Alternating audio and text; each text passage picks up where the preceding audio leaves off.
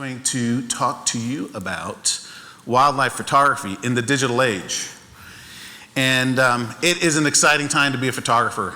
It's an exciting time to be a traveler. We've got these ships, you've got people traveling all over. You've got so many options for photographers taking it to places. And as photographers, we get criticized because we're always looking through the viewfinder. Oh, you're missing it because you're looking through the viewfinder. And we had this discussion, we had it last night at dinner. We see the world differently. I would say that we are so in tune and really looking at things in terms of the light and anticipation that it takes us into the moment. And it keeps us in that moment. And I cannot look at the world in a different way. So when you bring wildlife into it, it's really getting to those places and getting into good situations. Now, the decisive moment matters most. And whose book was The Decisive Moment? Bresson, right? So that wasn't my first title. This was my first title. This has been kind of my tagline. Oh man, the moment trumps all. And Brahma wrote back, really? Have you been reading the news? You've been watching Saturday Night Live? So that got scratched. So I said, well, I'll change it. Make your photos great again.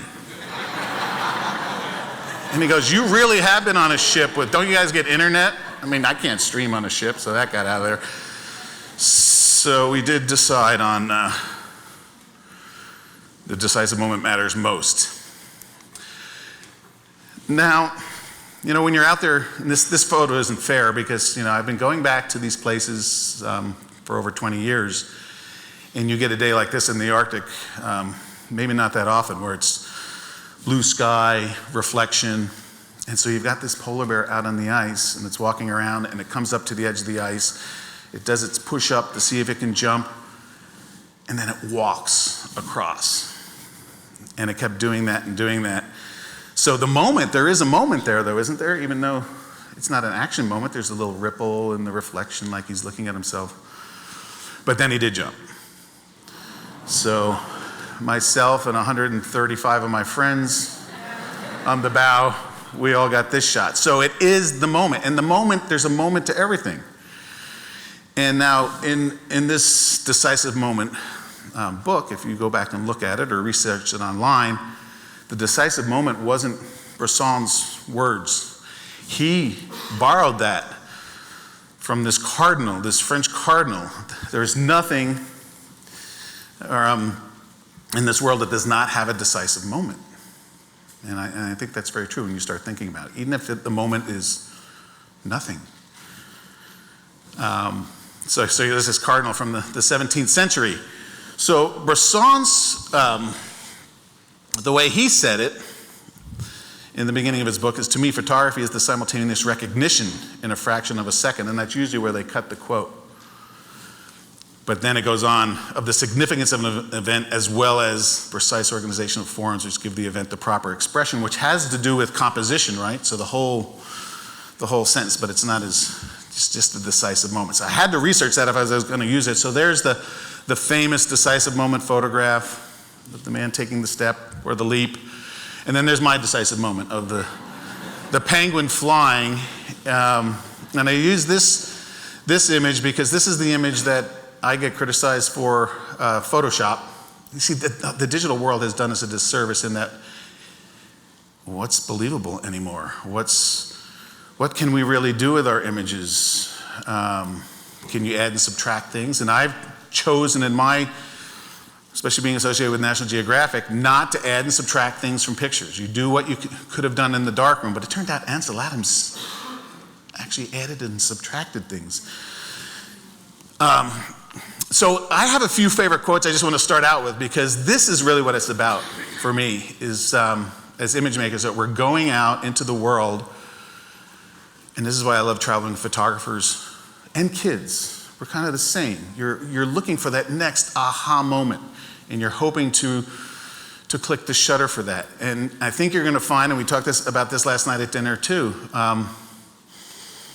you're going to find that getting every moment in all of your travels will become less and less important as you age, it seems like. I just spent the last 10 days going through all my pictures because I'm trying to lighten my load, and I threw out over 100,000, and Brahmer said, "You did what? Oh my God." 100,000 frames that were in file cabinets, right? That hadn't been opened since I went digital almost. I'd scanned my best. So seeing things new, and especially in this digital world, so shedding a lot of that old stuff, making room for the new. And this is a quote I love by Ansel Adams, because we've all, I think, twisted it now. A good photographer is knowing where to stand, and I don't know if it was Jim Richardson. It could have been Jay Dickman who said this. You want to take better pictures? Stand in front of more interesting things. Right? And then there's really only 3 buttons you need to know on your camera.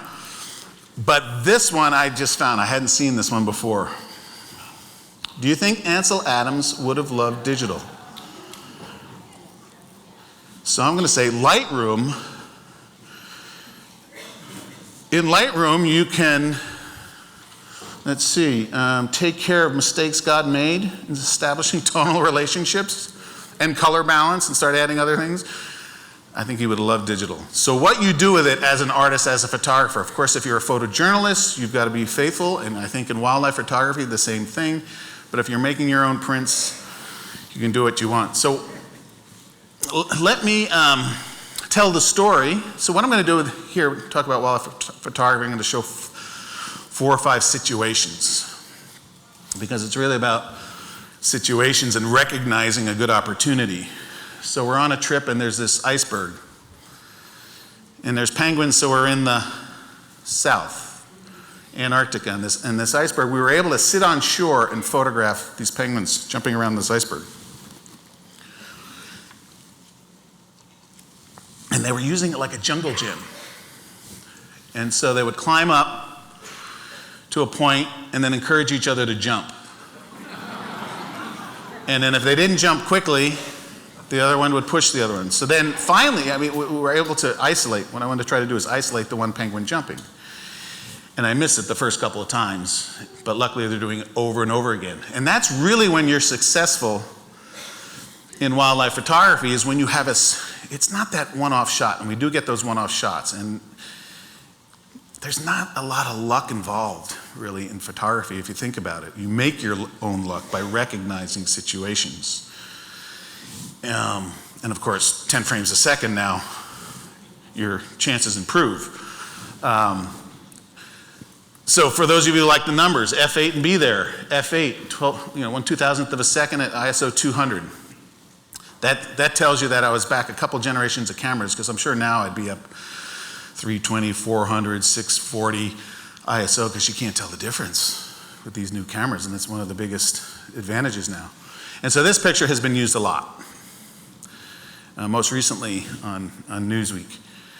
But we're here really to celebrate this, going to the ends of the earth, or going out there, or going even into your backyard for wildlife photography. Now, I have an amazing opportunity, and we're all lucky people in this world, and I feel extremely fortunate to be traveling with Lindblad Expeditions, National Geographic. We've been doing this now 50 years, goes back to Sven's dad, who basically started this business. It was chartered the first ship to take interested travelers with world's experts to Antarctica, Galapagos, and other places in the world.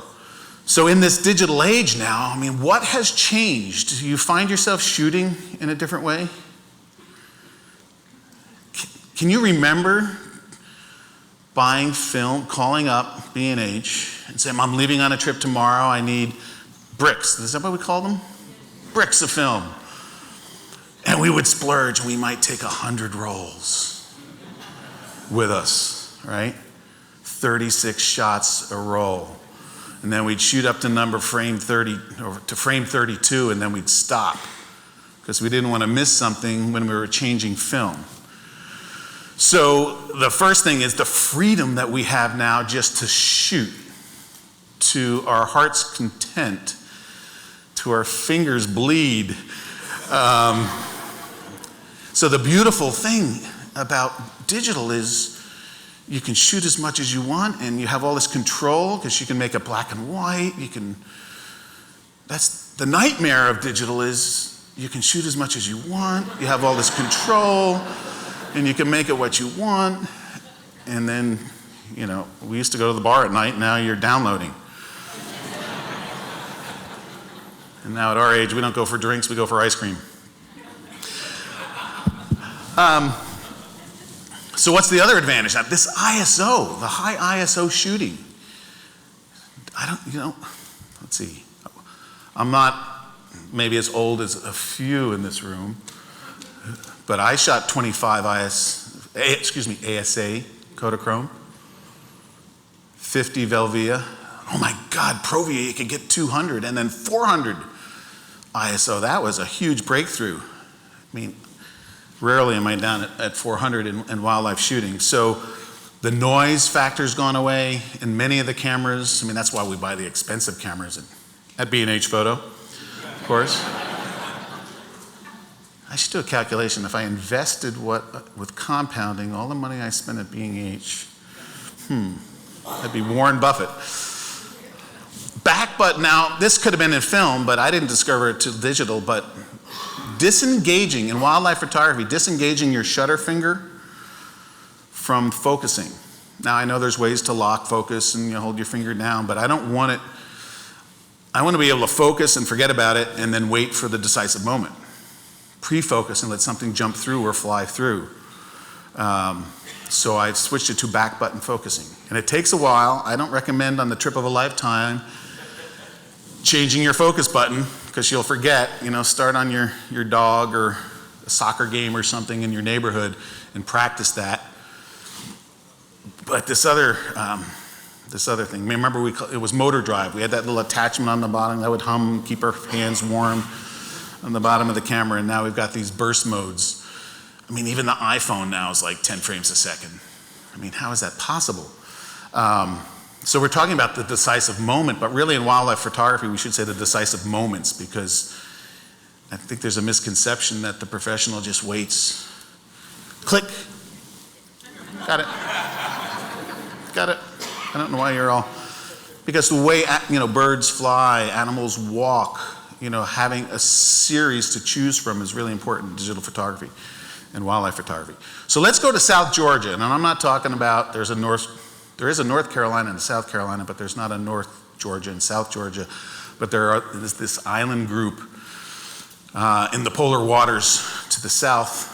You kind of go if you're going from the Falklands to the Antarctica, you'd bump into South Georgia, and it is one of the most amazing wildlife destinations on the planet.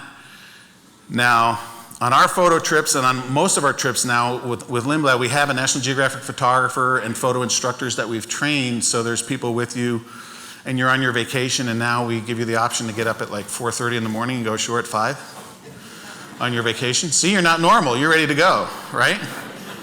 You get out there for the light, and we even adjust the time because it really should be like 3 in the morning, but we go in our own time down there. And so I want to talk about this one morning where, now look at the difference between the screen.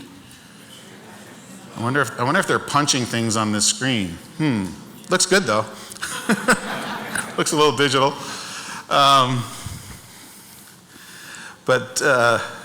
So we go ashore before breakfast. And now this goes back a number of years, about 10 years I'd say, maybe 8 years, where memory cards were really expensive.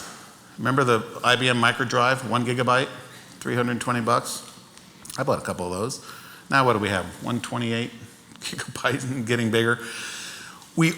Everyone that went ashore this morning filled up every card they had before breakfast. And because there's scenes like this, and when you get light, I mean, those are all king penguins with a few other birds in there in between. I mean, there's hundreds of thousands of them. And on this one day, it was really windy, and the penguin on the upper right got blown over, knocked all the other penguins over. I think I used that joke last year. No one's going back to. So you've got shots like that where you're just wowing, but then there's, the intimate moments. And I think in wildlife photography, you want to look for the behavior. You can get the portraits, and we all want the close portraits of whatever the animal is you're looking for, but it's usually the interaction that really sets it apart. So we just keep shooting, and we keep shooting. So here's a situation where we kept shooting, and now this we're jumping off a ship and we're going to Africa.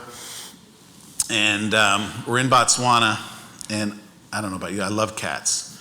I don't own cats anymore, but seeing cats in the wild, seeing anything in the wild that would eat you, actually, I like, or chase you down, is good. So we had a small group of photographers, very patient photographers.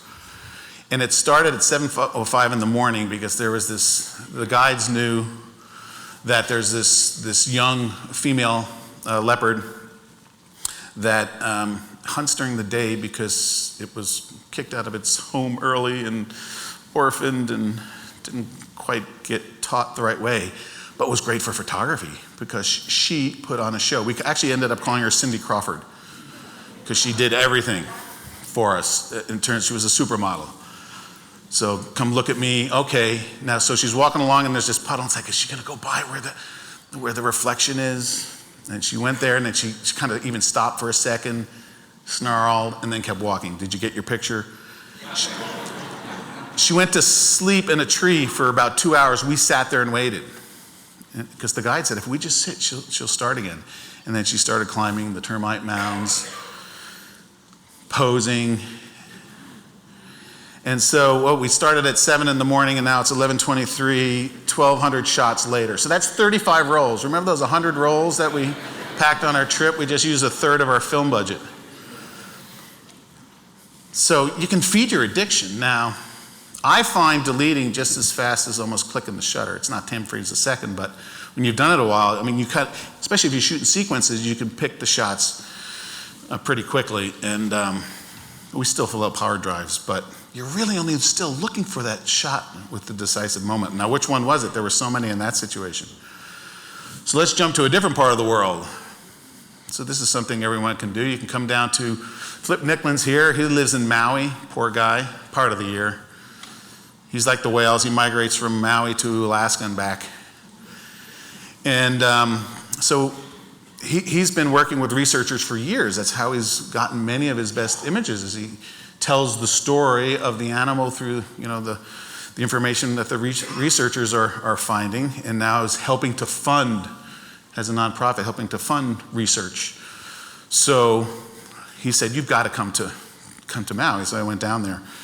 And, high ISO photography, let's see what, I think I'm at 1600 here. You're on a bouncing boat in the morning, not a lot of light, and you can just crank it.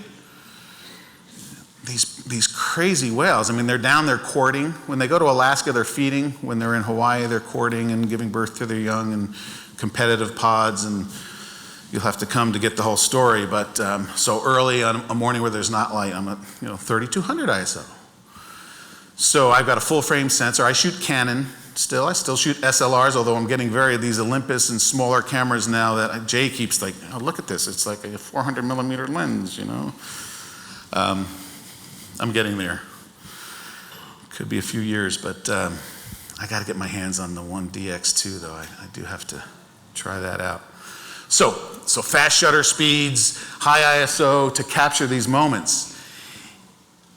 The point here I want to make is even on a sunny day, imagine being able to shoot with a lot of depth of field on a whale breaching and still be able to stop the action. So here I am, I think about 800 ISO, even though it's probably 10, 11 in the morning. So I don't worry about ISO. It's creative control, just to get my shutter speed up, to use smaller and smaller apertures. So that's a lot of fun. Underwater, I was always scared of photographing underwater. First, I didn't want another addiction. And the other thing is that you were so limited, right? You'd go snorkeling and you only have 36 shots. Now, of course, you've got small cameras, high ISO shooting, even RAW. And so these are no-look shots. The whales are coming by and just, actually this is a Sony. This is a Sony, one of the small Sony cameras in a housing. In the Nauticam housing, just from the boat. 800 ISO, so I keep it set at 800 ISO for most of the time. Moving animals, moving boats. I can make it black and white as well. There are shots, and you probably had this happen on your own screen. You see this shot, and it's like, It's screaming to be black and white. Make me a black and white. And then putting a person for scale. Now, you can't swim in Hawaii because it's all permitted. You can only be a researcher. You can go to places like Tonga and Dominica and get in the water with humpbacks. But that doesn't mean that the captain of the boat can't give you a snorkel and then hold your feet. So Anne here is looking at this whale that's like from here to the end of the stage from her, and the captain's like, get your head in further, and he's pushing her in the water. So if you want to come see whales, you can come. We're going to run another workshop next February in Maui, so you can talk to Flipper Eye. All right, so back on one of the Lindblad National Geographic ships, Baja California. If you want to see whales and dolphins, the best place to go in the world, and it's the closest place to go in the world for it, is Baja California. I know they're off the East Coast as well, but this is warmer, tropical, more species, more diversity, because a third of the species of whales and dolphins come into the Gulf during the year. So do you shoot, let's see, is that blurry or is it artistically blurred? So this is the other thing, right? You know, changing ISO for the artistic side of it with the roll of film, you were stuck. This is nothing you didn't know, but it's just fun to talk about. So slowing down the shutter speed, and especially early in the day when we have dolphins and it's not bright, then I'll just keep my ISO low, and most of the time I'm shooting aperture priority. By the way, Jay Dickman, when you go to his session, he'll just say put it on automatic. Is that right, Jay? Close. But he's got all the bells and whistles tweaked. So I will go to shutter priority when I want to lock it in at a 15th of a second. I mean, there's certain things that look good at a 15th of a second when you're panning, like dolphins, close to the ship. The other times I'll stop the action, right? So you can shoot it. You can go both ways, I'm here to tell you. So 1600 ISO, even though it's full sun, so I can be at f11 2,000th of a second. And then you're trying to keep, first I just want to get one dolphin sharp. And then you're like, okay, I want to get two dolphins sharp. Okay, I want to get 6. Someone on this sequence got 12. But one was overlapping and there was no separation and there wasn't everything. You know how someone gets the shot that you didn't get and what's the first thing you say? Oh, is it sharp? And then you can really, so there I'm what, f11, still 1250 ISO. It used to be in digital, I always went from 100 to 400, 100 to 200 to 400 to 800, but you can go in between. Yeah, I'm kind of to 1250 now. And then, then you really raise the stakes with these guys that are just screaming by the ship. And this is where you're shooting in bursts. You're going click, click, click, because if you've ever photographed anything that moves quickly, if you see it in the viewfinder, you've missed it, typically, right? Because it closes. Yeah, so you do have to use your burst mode. So F11, see, I'm still there at 1250. Got to get off that 1250. And then there's shots like this, and this is where it would not be possible. I mean, the fast shots would be possible with film if you push the ISO, but here it's early morning. The sun's just coming up, not penetrating the water very deeply, polarizing filter to cut the reflections, and it's a perfect morning because there's no ripples. And so even in these conditions, now, and again, this image is a few years old, I would probably be at 2500 ISO. Here I was at 800. You've probably seen that incremental in your own cameras, right, where the noise just keeps going away, that digital noise, that grain. But when it's dark or in the shadow side of the ship, it's fun to do the motion blur, panning with it when the light's hitting. All right, now we're going to take a big leap. We're going to go north and talk about ice bears, because I think the polar bear probably is my favorite animal, because to see a polar bear in the wild, the way they walk, and to know that if you were on that ice, you're toast. And and they move slow, but they jump fast, but you want to be ready.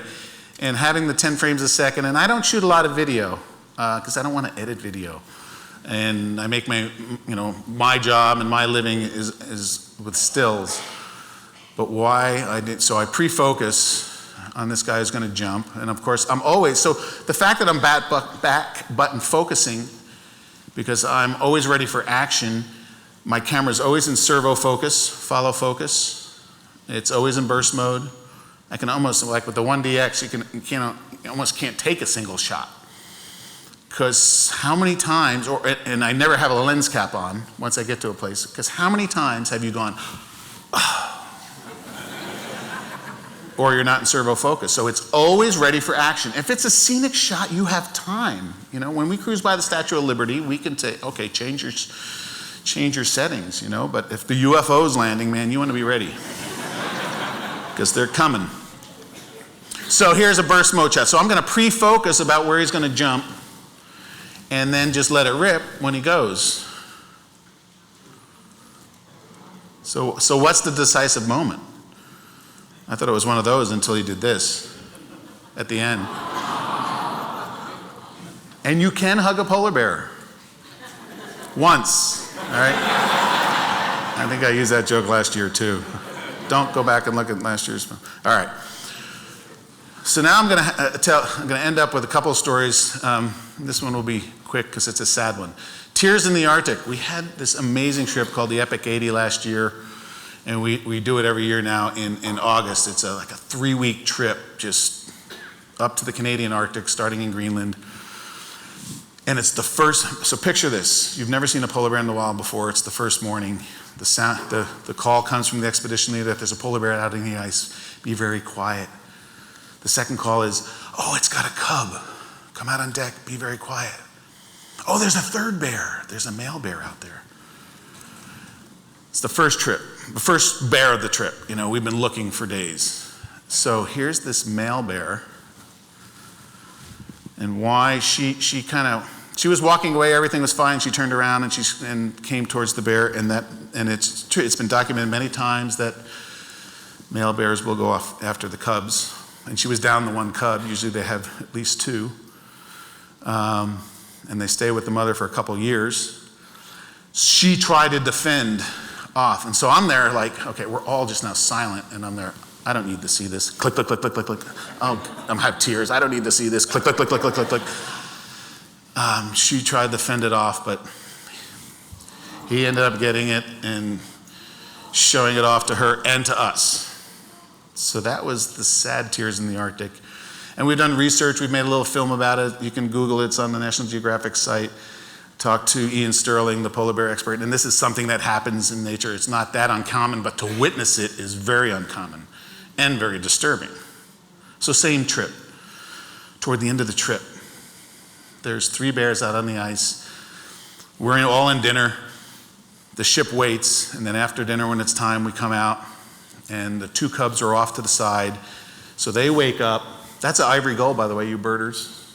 Go to the north. The ivory gull is one of the kind of the marquee birds up there, only lives in the north. Pure white gull. So these bears wake up, jump in perfect reflection, perfect light. It's kind of bright overcast, but there's warmth to the light. Start nursing right off the bow. So now we have happy tears that ended this trip. That really, it was an emotional roller coaster. And then the cubs came over after they had their fill and did their little dance and looked up at us and, who are you people? Probably never seen a ship before. This is pretty far up in the Canadian Arctic. So let me close with, have you ever had that situation where you're in Africa and there's the piece of grass in front of the lion? Or the stick? Don't you just want to, someone told me about this content aware. It's in Lightroom. I guess it's really good. I don't do that. I don't use it. I would spot my sensor spots, but I'm not going to remove that stick. So I'm like, all right, so I see this guy's brother coming. So this is where you're in a situation, and in photography, you want to be mindful. When you visualize something, you can make things happen. I think Ansel Adams said, he called it the mind's eye, right? Seeing things in your mind's eye. So I want that stick gone, and this kitten's brother was coming. And I'm like, break that stick. Come on. You can do it. And I'm whispering it, and everyone in my vehicle saying, shh, quiet, quiet. So he comes up.